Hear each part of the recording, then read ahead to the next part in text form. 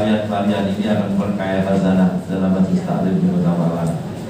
Nah, kebetulan saya bawa pacar saya dan satu-satunya dan tidak akan berdua gitu.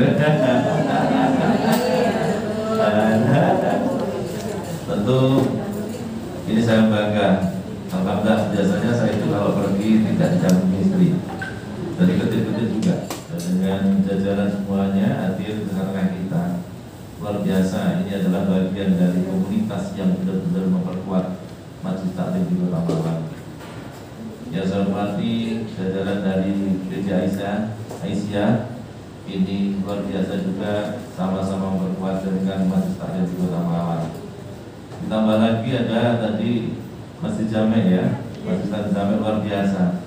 Ini bertambah lagi banyak luar biasa menurut.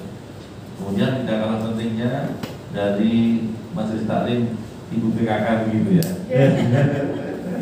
Luar biasa. Matur nuwun. Kalau sudah PKK berarti ini mesti harus Pak Wali dan Bu Wali kan begitu ya. Oleh karenanya saya sangat respect, bahagia dan hadirin sekalian, mudah-mudahan kita senantiasa dirahmati Allah yang Maha Kuasa. Amin.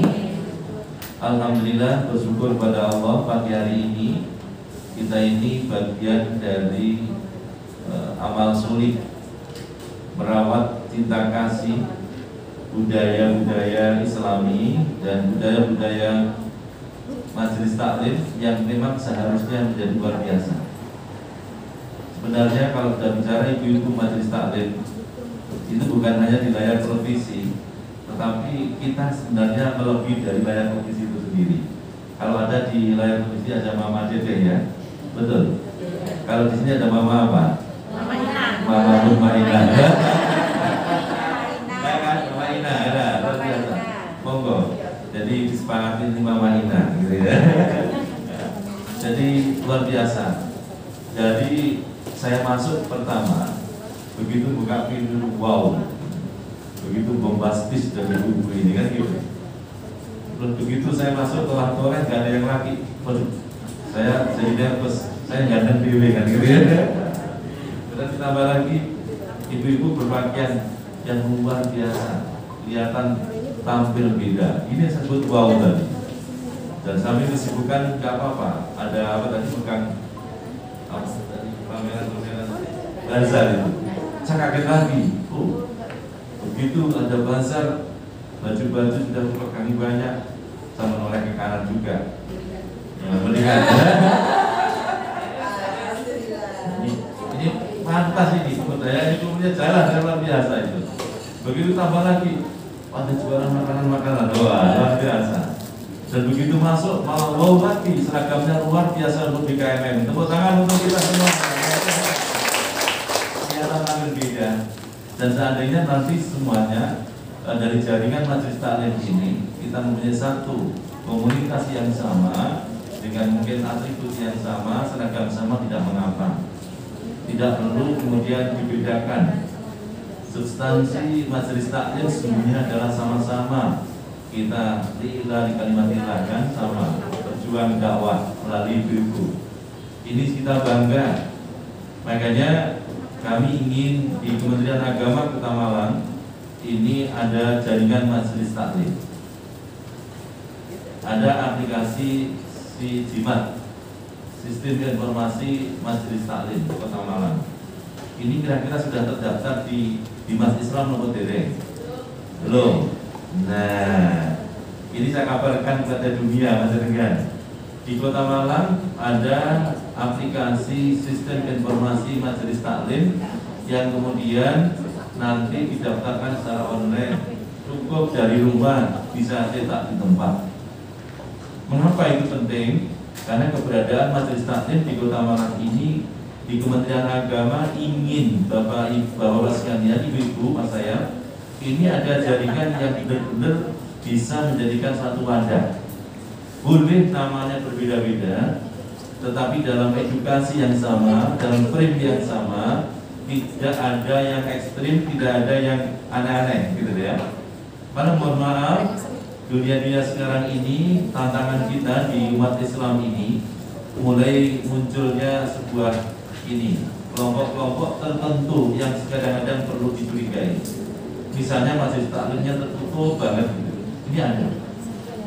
Bahkan di dalam sebuah masjidnya tertutup ada, di kelompoknya tertutup ada, dan ini menjadi atensi pemerintah. Ini Kementerian Agama hadir untuk memfasilitasi jangan sampai terjadi. Oleh karenanya kami bangga dan bersyukur dengan keterbukaan dalam satu wadah ini.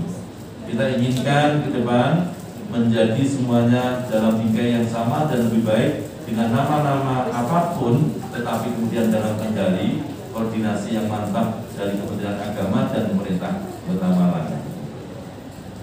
Ibu-ibu, khususnya ini yang telah melakukan sejarah luar biasa tertulis di sebuah buku yang hebat ini. Saya sebagai kepala kantor sangat bangga dan memberikan apresiasi pada Ibu Dr. Mutmainah Mustafa MPD ini. Pantas sekali beliau ini memang punya karya seperti ini. Nah, dan ini jika tidak ada dukungan dari BKMM mungkin akan nilainya berbeda lagi. Oleh karena itu BKMM tepuk tangan untuk BKMM ya. Dan ini jika kemudian didukung oleh semua komunitas muslimat, Aisyah, kemudian majelis taklim yang lain, ini akan menjadi luar biasa terimplementasi dilakukan dalam praktek-praktek kehidupan. Saya yakin beliau dalam menuliskan buku ini bukan hanya sekedar ngarang menulis, tetapi mempunyai latar belakang yang luar biasa. Setelah Mutmainah itu merenungkan peristiwa sejarah pendidikan keluarga yang bermacam-macam, munculnya kasuistik kekerasan rumah tangga, ini mesti terilhami beliau. Pasti. Kenapa terjadi seorang ibu membunuh anaknya, anaknya membunuh orang tuanya? Di Malang kan juga pernah terjadi dalam jarak beberapa tahun yang lalu ya, Syukur dan seterusnya itu. Masih ingat Ibu? Masih kan terngiang-ngiang, itu susah itu. Kemarin di luar Jawa saya lihat televisi juga begitu. Coba seorang ibu kemudian memukuli anaknya sampai berdarah-darah, lari keluar dari rumah, kemudian ketahuan sampai kemudian diantarkan oleh ke polisi. Akhirnya ternyata apa? Dianiaya oleh ibunya sendiri karena persoalan ekonomi. Akhirnya urusannya panjang, ibu itu ditahan dan kena pasal paling enggak tadi 5 tahun di penjara. Coba karena itu adalah di dalam keluarga. Inilah kasus yang banyak. Kemudian belum lagi mohon maaf kekerasan seksual yang ini juga merajalela di dalam dunia anak-anak kita. Ini sering kita lihat di media massa, di televisi, ya Allah, alhamdulillah. Nah ini, dan kadang-kadang juga dari keluarga terdekatnya juga, keluarga tetangganya dan seterusnya.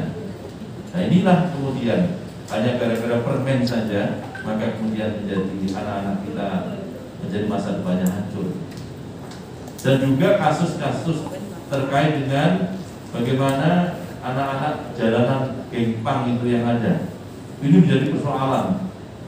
Dulu ketika saya di Mapenda, ketika dulu saya di Bontren, mencoba membangun Dikterapan Pendidikan Terpadu Anak Harapan, ini juga begitu. Kita mencoba menghimpun anak-anak yang gengpang. Tahu Ibu gengpang? Ya, coba itu. Itu rambutnya seperti itu, pakai apa itu? Ngeprok ini ya, kukuannya, warnanya warna-warni ya. Subhanallah. Kita itu ngeri juga ya. Ternyata itu bukan dari mana-mana. Setelah kami coba himpun, kami coba bersama dengan Dinsos, termasuk dengan Angkatan Darat gabungan waktu itu. Setelah dikumpulkan di Pondok Pesantren Kiai Mukhtar, kebetulan sama dengan saya di Karangloso, ya, sudah dapat 40 anak di terapan itu. Mereka itu bukan dari kalangan semata-mata broken home. Tadi keluarga 1-2 keluarga yang baik-baik, karena disebutkan orang tuanya. Anak menjadi terpengaruh dan akhirnya katut gembang.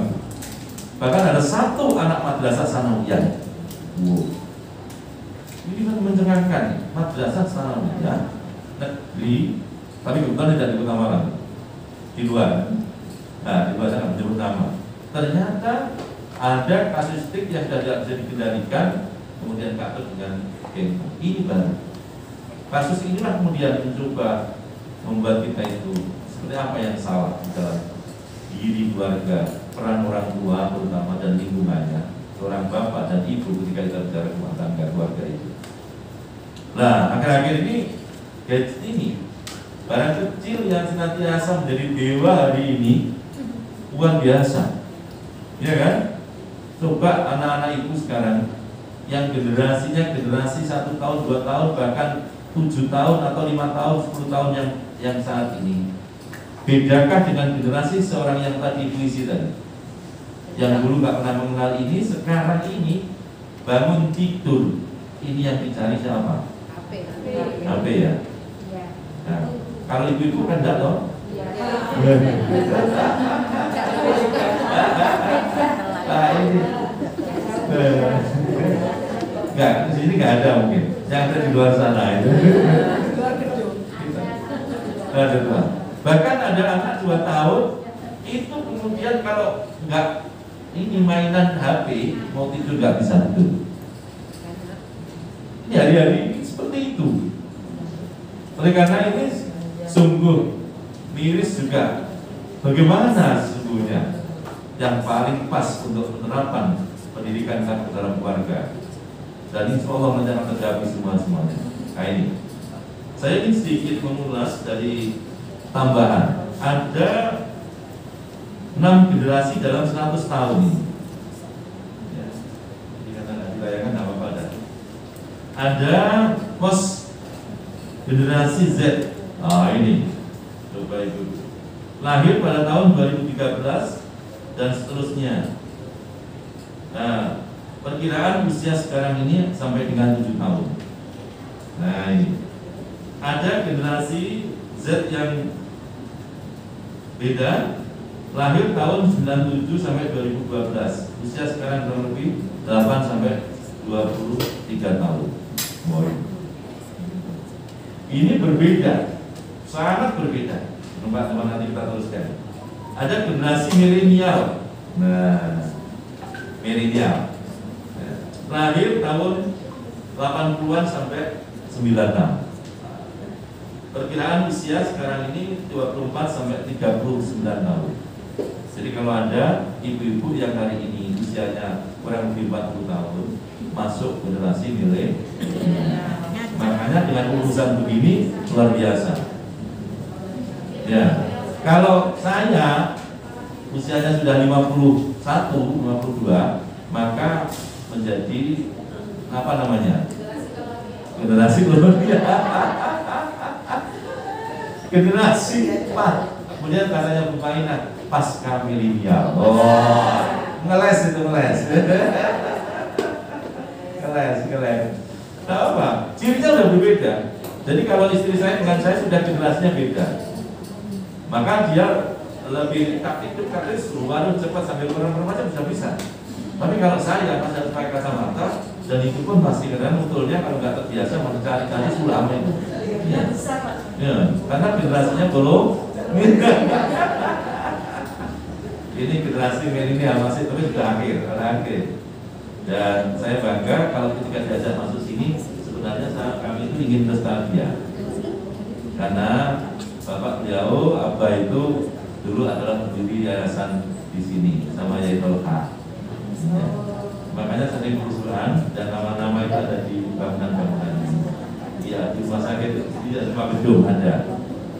Ini benar sehingga saya juga jujur aja ini adalah bagian dari perjuangan juga.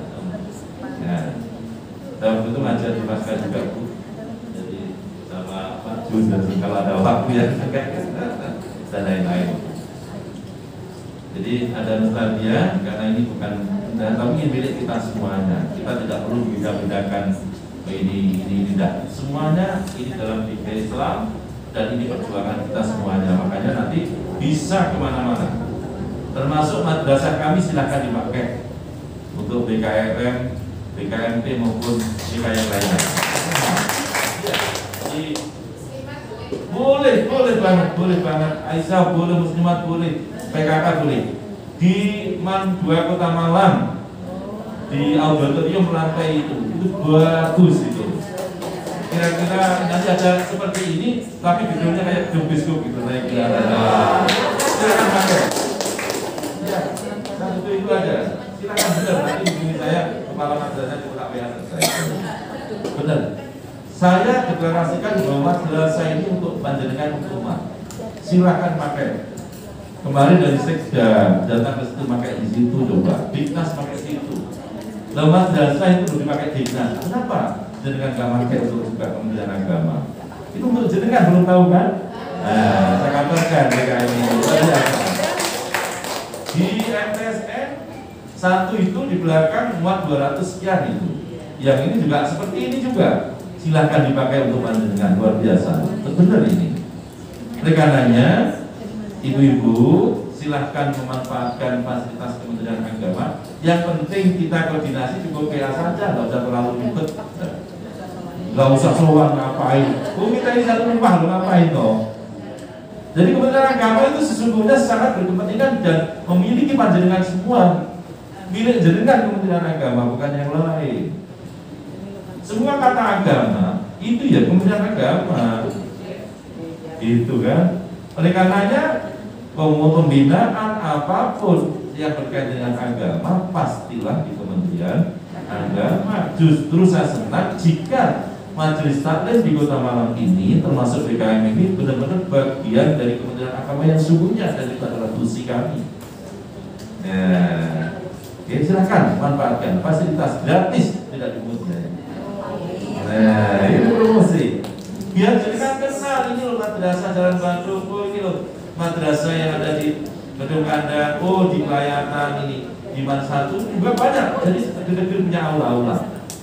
Memang ada yang bagus seperti ini, bahkan lebih luas dari ini juga ada yang model berbeda yang bagus seperti ini juga. Ada yang di bawah standar tentu ada buat masing-masing. Ini kita ingin bagaimana merawat umat. Ini menjadi bagian dari Kementerian Agama, jangan sampai justru dirawat orang lain. Ini Pak Wali juga seperti itu ya. Nah, oleh itu saya terima kasih kepada Bapak Ibu sekalian dan BKMM ini yang mempelopori untuk keaktifan seperti ini. Sekali lagi saya mengucapkan terima kasih penghargaan yang setinggi-tingginya. Tepuk tangan untuk BKMM. Kemudian ada generasi X. Oh ini generasi X. Siapa mereka? Lahir tahun 65 sampai 1980. Perkiraan usia sekarang 40 sampai 55 tahun. Coba. Ini siapa kira-kira ya? Ini saya itu generasi X. Sehingga kalau saya diprotes anak-anak saya tidak bisa terlalu menguasai IT seperti anak-anak yang sekarang ini, saya jawab, kami generasinya sudah pasca milenial gitu loh. Nah, ini. Kemudian ada generasi baby boomer lahir tahun 46 sampai 64. Perkiraan usia sekarang ini 56 sampai 74 tahun. Siapa mereka? Tapi produksinya produktif sekali dengan buku-buku seperti ini, luar biasa untuk ibu kita ini ya. Kemudian pre-bomber lahir sebelum tahun 45. Baik. Perkiraan usia sekarang kurang lebih 75 tahun ke atas. Coba, masih ada? Luar, berapa usia? Ibu? 76. Masya Allah, Masya Allah.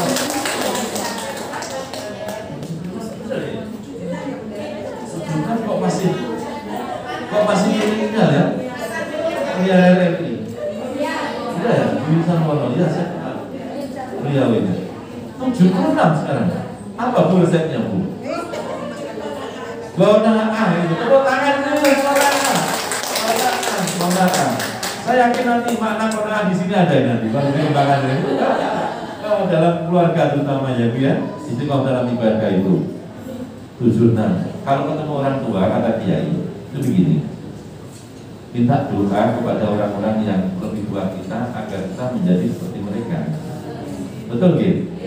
Nah makanya nanti kami, saya Bu, dengan teman-teman yang di bawahnya, dua-dua panjangan ya Bu.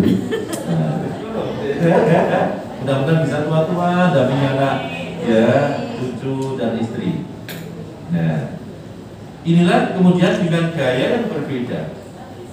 Dari sinilah sesungguhnya kita menyadari betapa pentingnya kelompok-kelompok ini kita pahami untuk kita berada di posisi mana.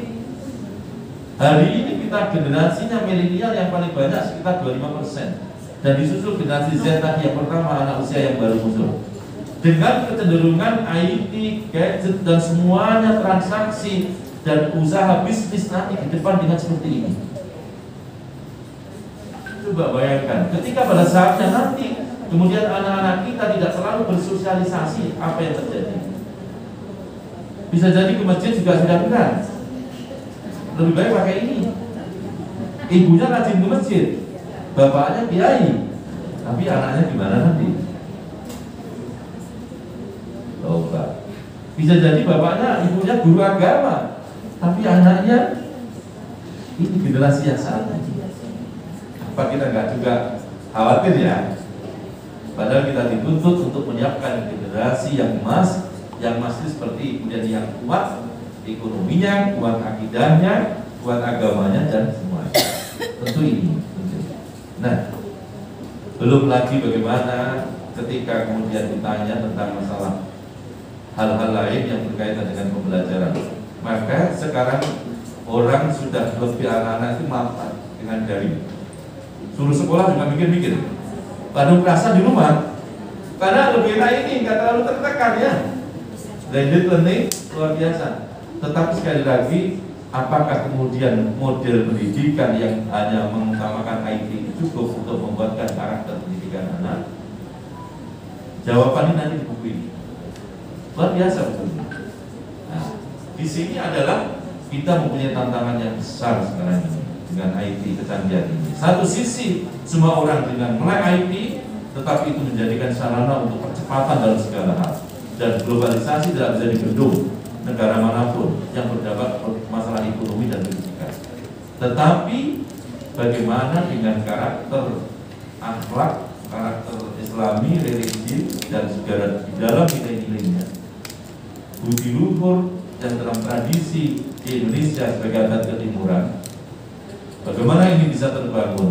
Inilah yang menjadikan keprihatinan kita hari ini, dan tantangan adalah sangat besar. Oleh karenanya saya sangat mengapresiasi luar biasa buku-buku ini, adalah sangat praktis. Dari bahasa judulnya juga tidak bulat-bulat seperti yang bukan bulat.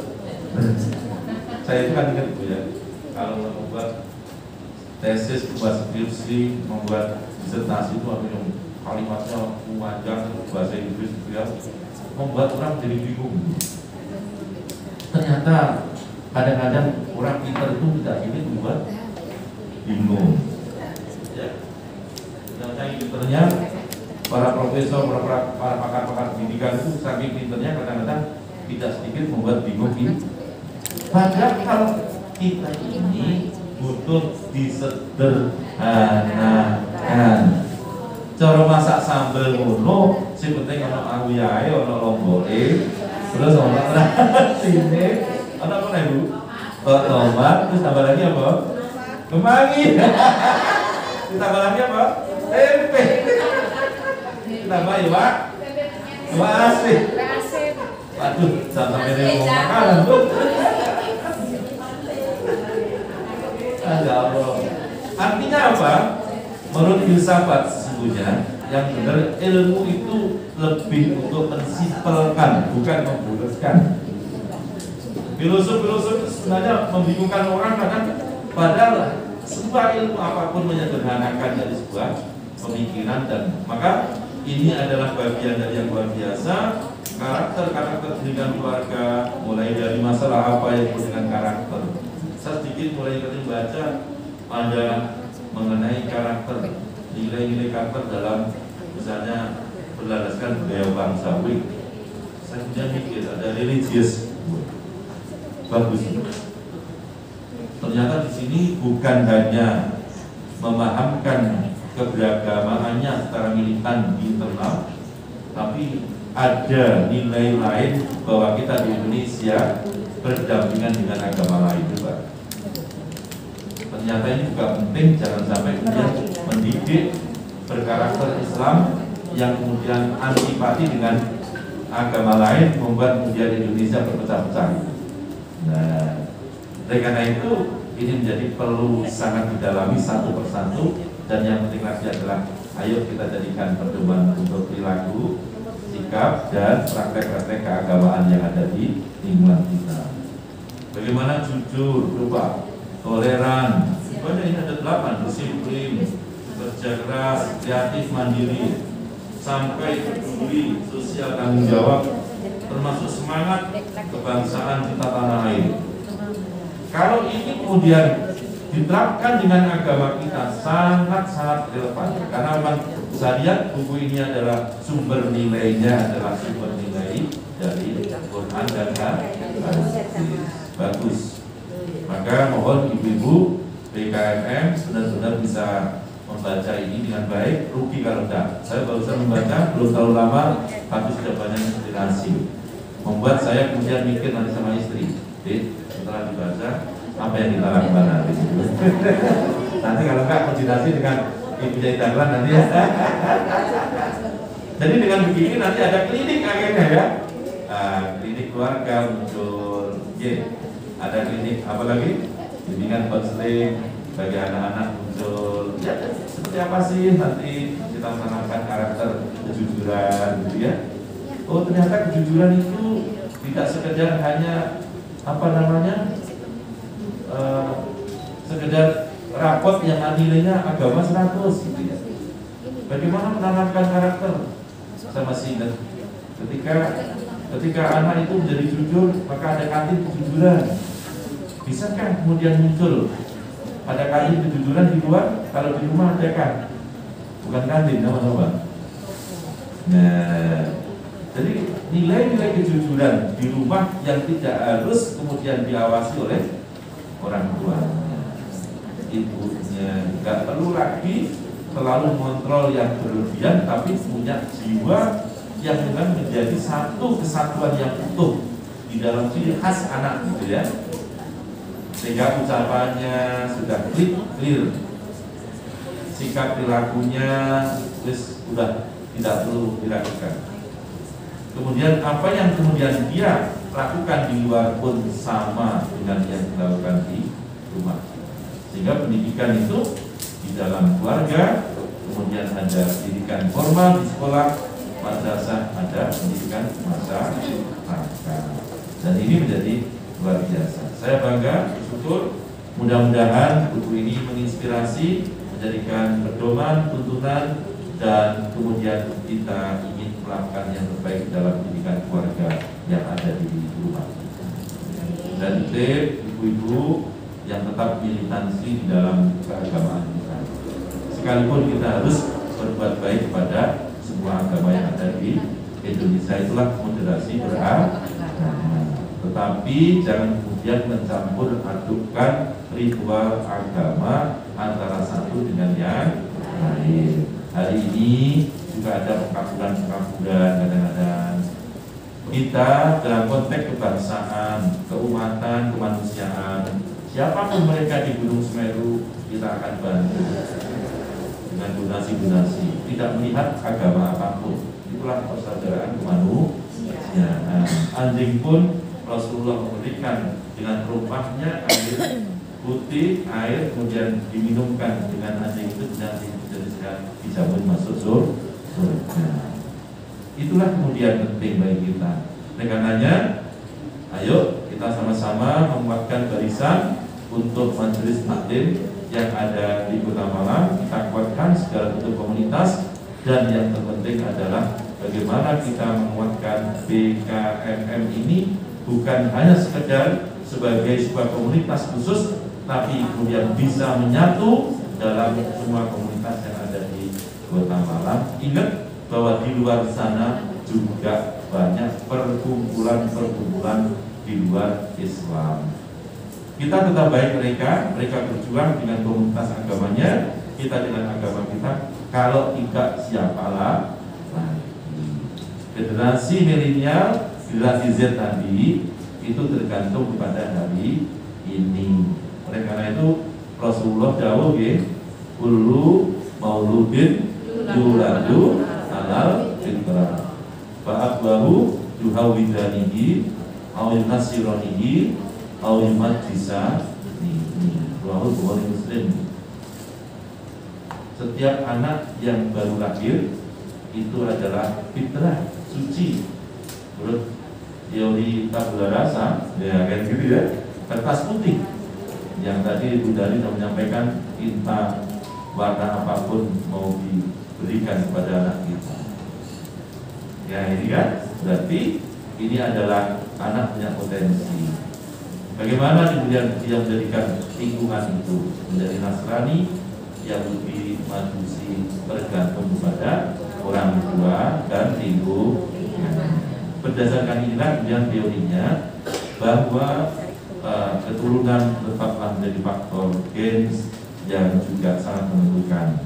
Tetapi ingat bahwa faktor milieu lingkungan menjadi faktor yang sangat penting untuk mengaruhi bagaimana tabiat, moral, dan akhlak anak untuk dalam kehidupannya. Maka akhirnya muncul teori antara anak, keturunan, dan lingkungan harus menyatu dalam pengembangan anak-anak dalam pendidikan keluarga. Terima kasih. Mungkin ini yang dapat saya sampaikan. Mari kita berikan applause untuk Ibu Dr. Mutmainah Mustafa. Semoga menjadikan amal soleh menjadikan dari amal dengan, dan ini mengantarkan anak-anak dan ibu-ibu dalam generasi yang panjang ke depan. Assalamualaikum warahmatullahi wabarakatuh.